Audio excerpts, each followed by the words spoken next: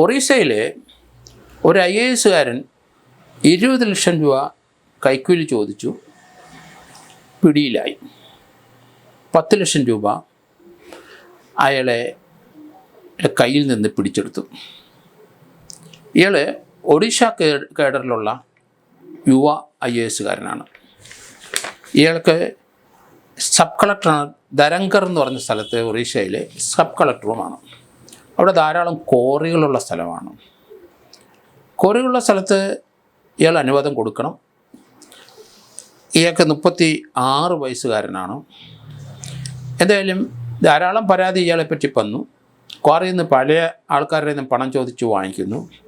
അതുകൊണ്ട് ഒഡീഷ സംസ്ഥാനത്തിലെ ബിസിനസ് ഡയറക്ടർക്ക് പരാതി ലഭിക്കുന്നു. ഡയറക്ടർ എന്തായാലും യശ്വന്ത് ജയത്വ എന്ന ഡയറക്ടർ ധൈര്യസമേതം മുന്നോട്ട് വന്നു. കാരണം IAS-കാരെ തൊടാൻ അല്പം ബുദ്ധിമുട്ടാണ്, പേടിയാണ്. പക്ഷേ ED-യുടെ കേസ് നമ്മൾ കണ്ടല്ലോ.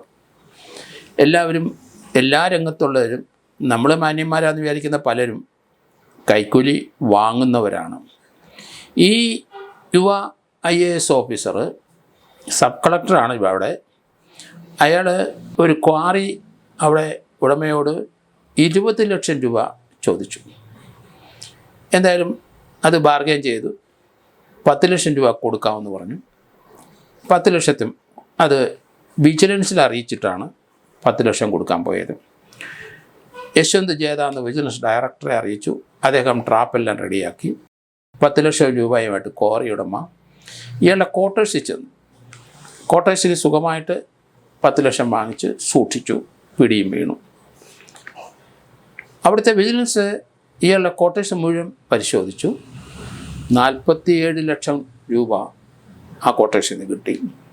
ഇതെല്ലാം ക്വാറിയിൽ നിന്ന് സംഘടിപ്പിച്ചതാണ്.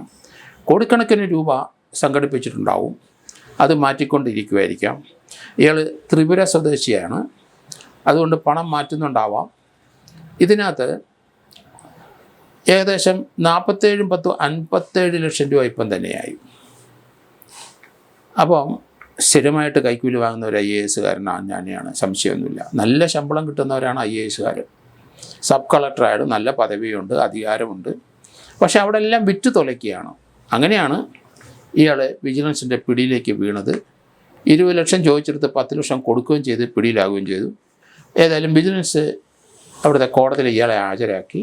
ഇയാളെ ഇപ്പോൾ റിമാൻഡ് ചെയ്തിരിക്കുകയാണ്. കൈക്കൂലി വാങ്ങുന്ന ധാരാളം ഇതുപോലുള്ള ഉദ്യോഗസ്ഥന്മാർ ഇന്ത്യയുടെ പല സംസ്ഥാനങ്ങളിലുണ്ട്.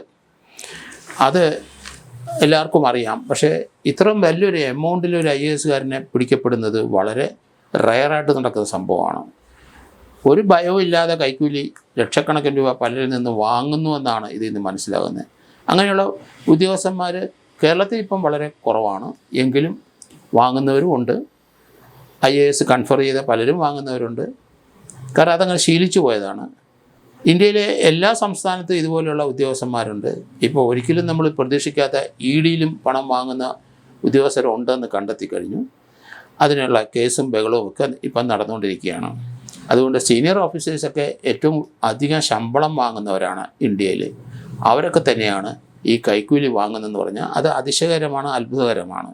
ഏതായാലും ഒരു ഇൻറ്റഗ്രിറ്റി ഇല്ലാത്തവരാണ് ഈ IAS, ഈ IPS ഉദ്യോഗസ്ഥർ എന്നാണ് നമുക്കിതിൽ നിന്ന് മനസ്സിലാക്കുന്നത്. അതുകൊണ്ടാണ് അവർ പണം വാങ്ങിച്ച് ശേഖരിക്കുന്നതും നിയമവിരുദ്ധമായ കാര്യങ്ങൾ ചെയ്യുന്നതും.